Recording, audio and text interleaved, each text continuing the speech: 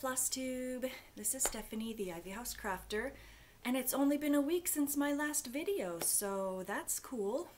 Sorry, I gotta straighten my glasses here. I'm going to try to be more consistent with my videos and do them every 1 or 2 weeks, so we'll see how that goes. Isis is joining me off on the side here. Hello, sweet girl. Hi. Anyway, hopefully I will find it less overwhelming to film this frequently because I don't have as much stuff to show. Okay, so since my last video, I worked on Long Dog Sampler's Pandemic.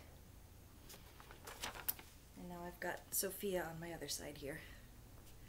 Cats everywhere, and I love it. Okay, let me see if I can remember what I worked on. Well, here it is now. And I think what I've worked on is this area. So I added this plague Dr. Bird and up this thing and this plague Dr. Bird. I still need to add the feather in his cap. And I've added a lot in here. So slowly but surely picking my way through this one and making progress. This is stitched 2/2 on 32 count Nature's Dance from Hand Dyed Fabrics by Stephanie. And hopefully having a kitten here is not going to be a problem because she's acting very interested in my fabric.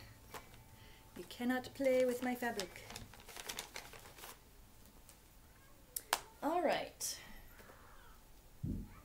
The next thing I worked on was medieval motifs. This is one of my designs. Let me see if I can find the page it's on. Okay, so here's the cover page. And I say this pretty much every time I show this, but this printout is garbage, basically. It does not accurately portray the colors.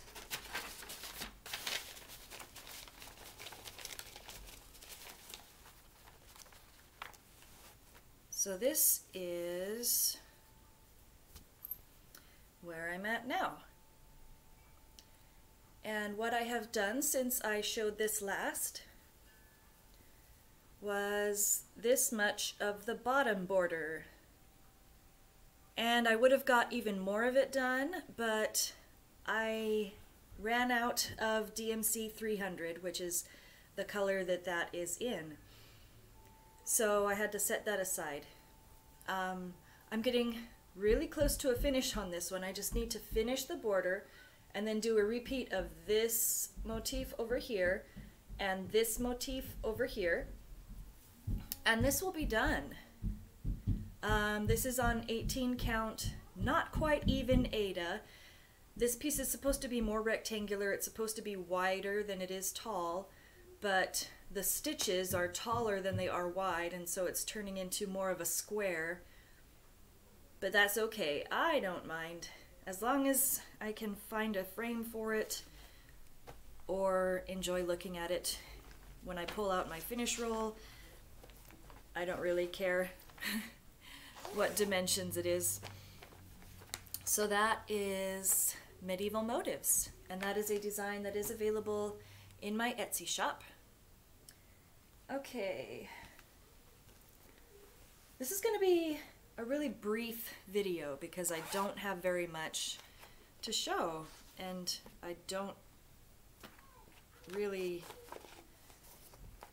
tend to talk a lot when there's not a lot to show. Sometimes I do, but most of the time I don't. Because I recently finished Winter's Wisdom from the Songbirds Garden series, I have started the next one and talk about seasonally appropriate stitching. This is Promise of Spring, which is perfect stitching for autumn. And I don't tend to stitch according to what season it is. Sometimes a little bit maybe, but generally I stitch whatever I feel like it, whether it suits the season or not. So Promise of Spring it is. And this is what I have so far. I have finished the stem and the leaves. No, I haven't finished the leaves. There's some white stitches that are going to go in there.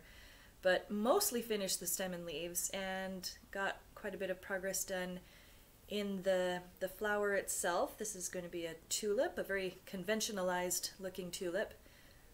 And it's very springy. I apologize for the lighting. It's not that great, but it definitely feels like spring stitching on this piece.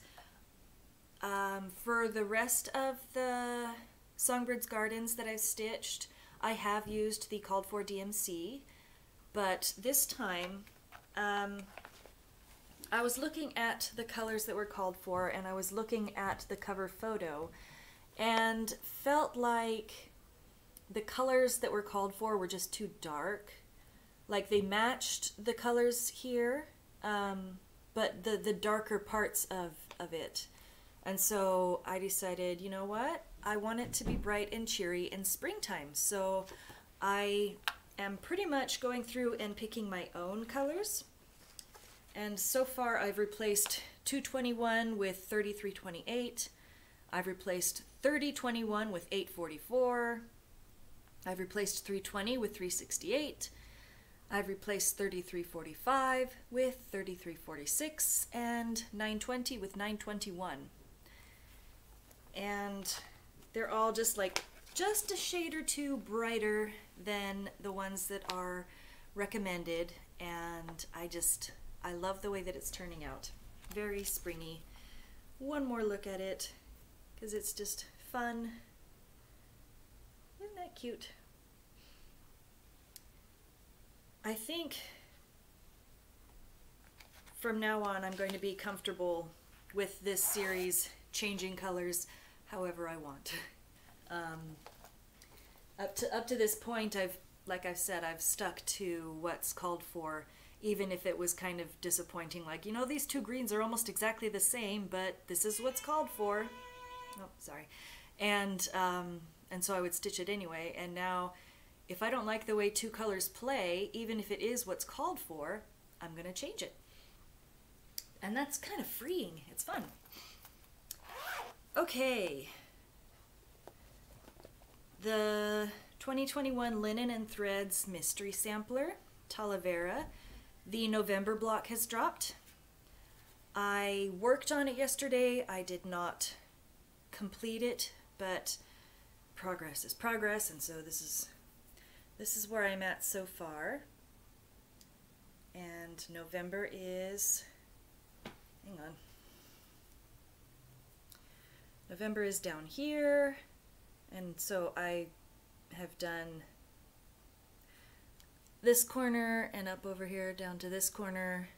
I had to frog an entire line of stitching over here that I had done previously because I put it in the wrong place. But it was pretty simple. It was just straight line. I wonder if I can get some more detail in here. Isn't it pretty? It's, there we go, straighter. So lacy and delicate. I really like how this is turning out. And this is 36 Count Dolphin by Weeks Dye Works. Oh, I forgot to say what the fabric was for the Promise of Spring, and that's Songbirds Garden by Cottage Garden Samplings. That fabric was 36 Count Chantilly Cream. Okay, so those are the 4 things that I have stitched on since my last video. There's 2 things that I have made, and one of them, if you haven't seen it yet, the previous video right before this one, I show my Catwise inspired sweater coat. Catwise is an incredible sweater upcycling designer genius on Etsy, and she sells, not only does she sell her sweater coats, but she sells a tutorial, like a big 70-something page booklet, e-booklet, about how to create your own. And so I followed that. I purchased the tutorial and I followed it and made that beautifully fun, outrageous, swirly sweater coat, and it's so much fun, and I'm going to do more, definitely. The other thing that I made, and this was just for fun. Audrey, what are you doing? Have they seen Sophia, basically? Yes, they've seen all the cats. Okay, good. This I made just for fun, but this is an 18th century sewing kit called a hussif or housewife. There's lots of names for it. I like to just call it a hussif. But it's a roll of pockets, essentially. And I only have things in the first 2 pockets. These 2 are still available, but so in my first pocket, hang on, there's nothing in there, I can turn them upside down. In the first pocket I have just a little bitty pair of scissors, and I have a couple thimbles. There's a metal one and a plastic one. So this literally is like as a sewing kit, not a cross-stitch kit. But and then in here I have some little vintage rolls of thread type sewing kits. This one actually has, I think, some buttons in it. Yeah, it has some buttons and some safety pins. But yeah, this was back when companies like hotels and stuff had little, they might still, but I don't know, had little sewing kits for simple repairs. And I also have a very, very simple needle book. It's just a rectangle of wool felt that I folded in half and sewed down the side so that it closes.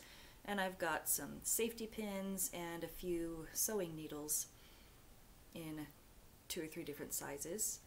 And right now that is all that I have in this little hussif. And I think it's just the cutest thing. It's what I did to make it, I just cut a long rectangle of fabric. I hemmed the very bottom and folded that up. And the hemming of the pockets and the sewing on of the pockets I did by hand. The binding I did by machine because my fingers got sore because I'm not used to sewing by hand. It's not quite like cross-stitching. The fabric resists the needle. So anyway, so I folded the pocket up and stitched it on, and I hemmed the top and basted and then sewed on the bottom of the 3 other pockets, and then I cut a larger piece of fabric that was about an inch larger on all the sides and turned that over twice and folded and sewed around the edge, and then I made a little length of fabric and sewed it on, and that is the ties, and it just rolls up and you can tie it whatever way you want. I just kind of at this point just tuck the ties in around themselves, and voila, it is a little hussif. Anyway, I think it turned out super cute, and I want to make another one to hold cross-stitch stuff just because I think it will be super fun. The only other thing of interest, of note, besides the fact that we just had Halloween yesterday, and here in Utah we had it the day before too because we don't really do a lot of Halloween celebration on Sunday, But so we had Saturday of trick-or-treating and trunk-or-treating, and there's so much candy in this house, oh my gosh. But it was fun.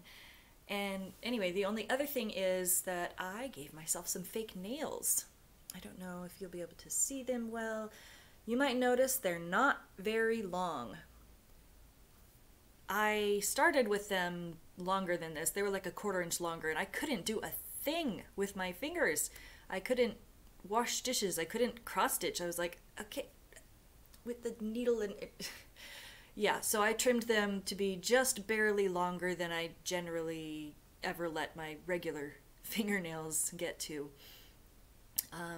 It's nice because they are stronger than my fingernails, so they don't like break as easily the way that mine do when they get this long. And yeah, this is my first time ever trying fake nails, and I almost never even wear nail polish, so this is kind of a new thing for me, and it's a learning curve, especially trying to cross stitch with longer nails than I'm used to having. But it's been fun. I probably won't have them like all the time, but if ever I have pretty nails during my videos, you can be sure that they're not actually real nails, probably. Anyway, that is all that I have to show. Except maybe I can pick up Sophia and show my pretty princess. Isn't she so cute? Sophia is the one that really does not like being held. So I'm going to put you down now. There you go. And I will call that done. Thank you for watching, and hopefully I will be back next week with another update. Happy stitching, everyone. Bye.